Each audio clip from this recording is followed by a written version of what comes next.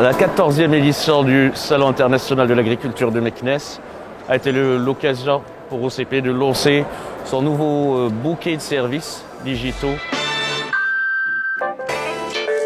Il s'agit d'Atmar, qui est un applicatif mobile pour donner un certain nombre de services digitaux aux agriculteurs qui concernent à la fois la conduite technique agricole et quelques informations et services sur l'environnement agroéconomique, on va dire.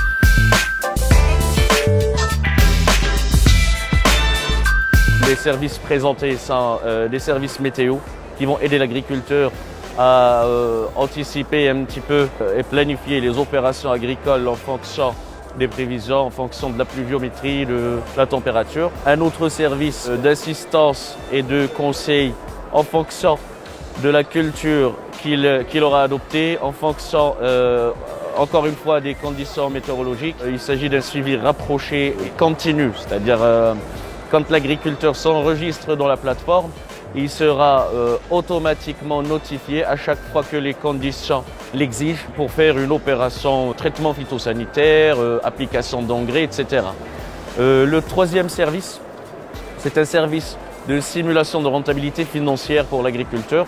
L'agriculteur aura l'occasion de voir une proposition de conduite technique sur laquelle on superpose un coût, des prix pour chaque intrant, pour chaque opération, pour la main-d'œuvre, pour la machinerie, etc.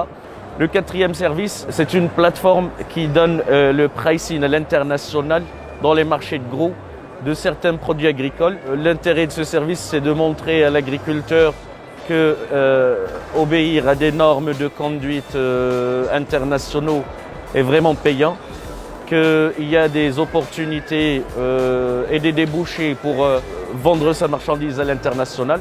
Et le cinquième service, c'est Dr Crop. C'est un applicatif basé sur l'intelligence artificielle qui sait reconnaître une maladie dans une plante et proposer aussi des informations sur la sévérité de cette maladie et aussi des traitements possibles.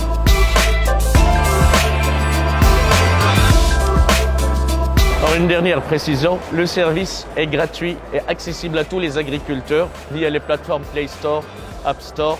Il sera lancé dans les très prochaines semaines. Voilà.